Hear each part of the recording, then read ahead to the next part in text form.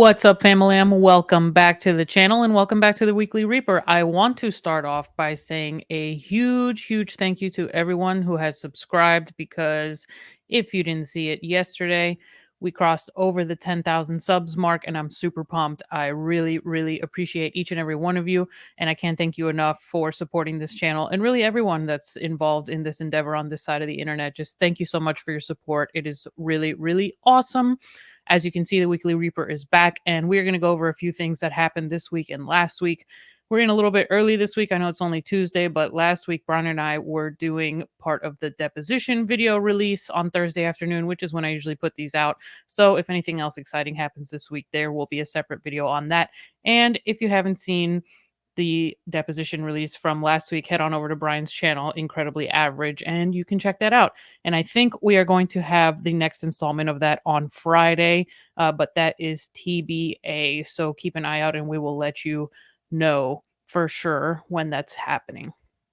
So first things first is big news from the House of Dior. They have re-signed Johnny to a new contract reported to be in the 7-figure range and for multiple years to continue being the face of Dior Sauvage, which is absolutely awesome, especially in the face of a bunch of nutters running around thinking that Dior was going to drop him for some reason. Apparently, they sell a bottle of this stuff every 3 seconds. I believe I read that not too long ago. So, yeah, they are absolutely going to keep that cash cow flowing. And we just got some amazing new photos from Greg Williams out of the last show with Jeff Beck over in Paris at the Olympia. Go over to his Instagram to check those out. There's a few of them here. But Dior Beauty posted this yesterday. And then today we have the announcement that they have re-upped that contract. And that is awesome. Dior obviously loves Johnny, and Johnny appears to like working with them. So this is great news, and everybody should be really excited because it looks like we're going to be getting a lot more Dior content for years to come.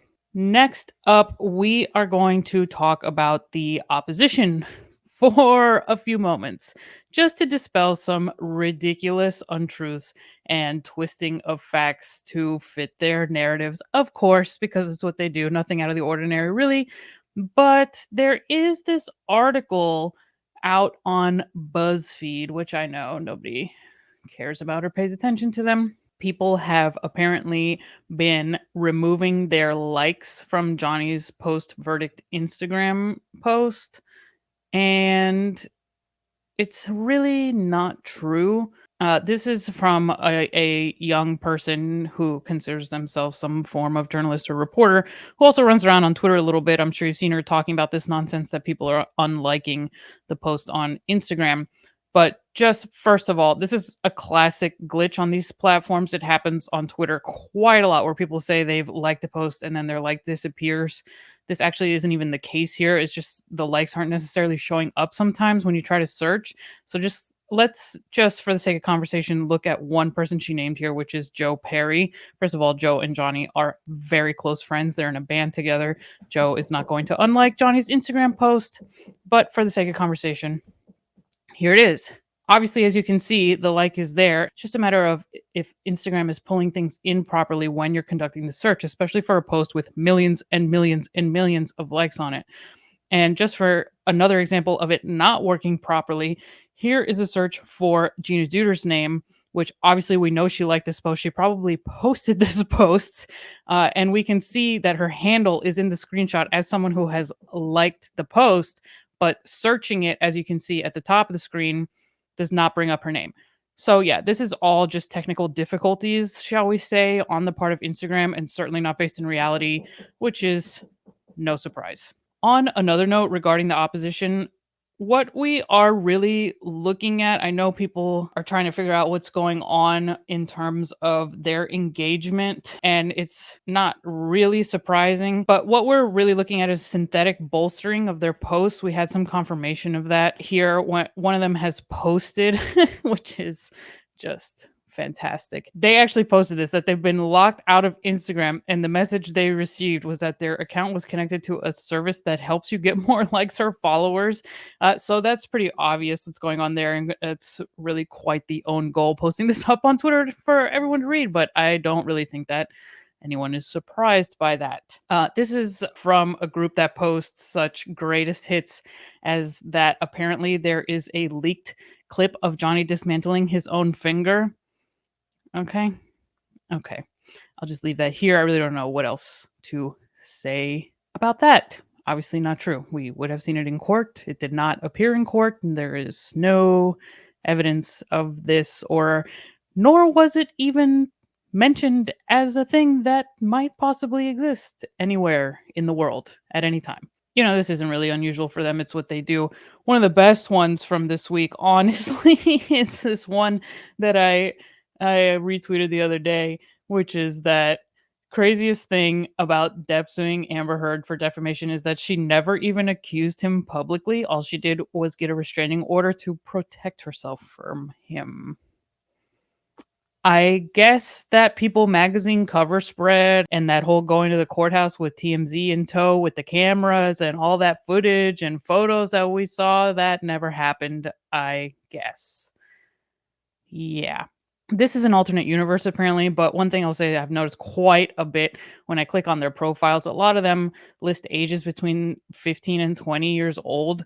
I see a lot. 19 seems to be sort of the average. I see a lot saying that they are 19 years old. So that honestly says a lot about what's going on and what we're really dealing with here. I know they're smart young people. This isn't about everyone.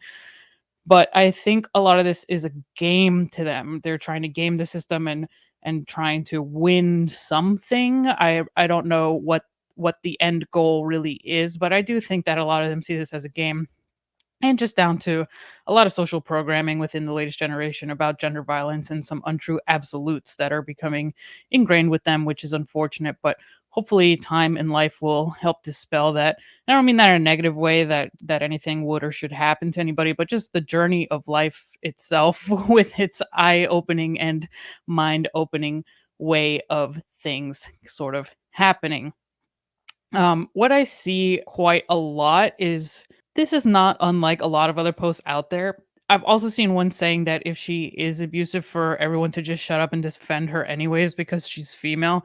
So a lot of anger, because really the problem in all of this is the defendant. And I think they do realize it, but they have to dig in their heels because it's really inconvenient to everything that they've been taught and what they think about the way the world is supposed to work.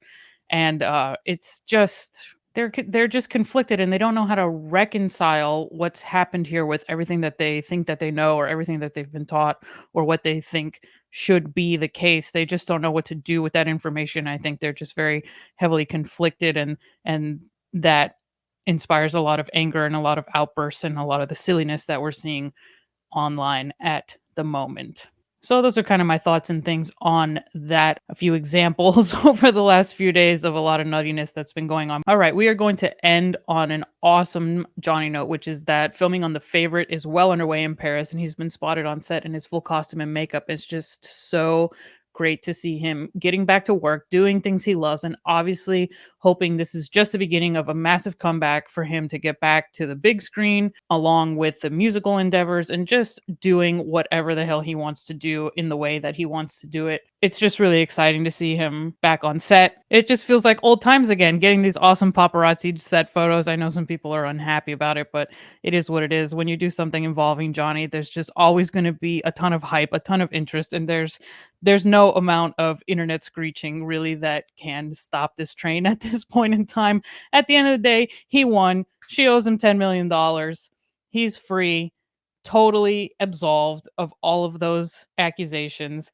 Get back to work, sign the new Dior contract, get back on set, go make music with Jeff Beck. It's just an awesome time. It's an awesome time right now for him and for everybody that supports him. I'm really excited about this movie. It's going to be in French. It looks like it's going to be a great independent film. I hope he's having a blast filming. I hope he's having a great time in Paris.